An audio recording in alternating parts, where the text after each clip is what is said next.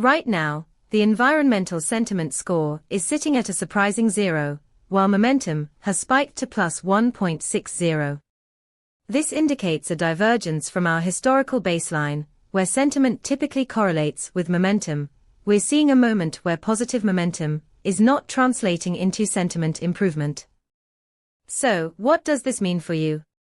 Our API returns detailed sentiment analysis along with semantic clusters, allowing you to explore the underlying factors driving this unusual trend.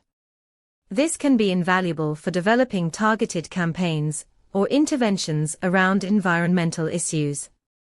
For example, if you're building an application to track public opinion on climate policies, this data could inform your strategy by highlighting areas where public sentiment isn't keeping pace with positive developments.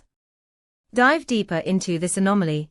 Check out the documentation at pulsebit.lojenterprise.com/docs.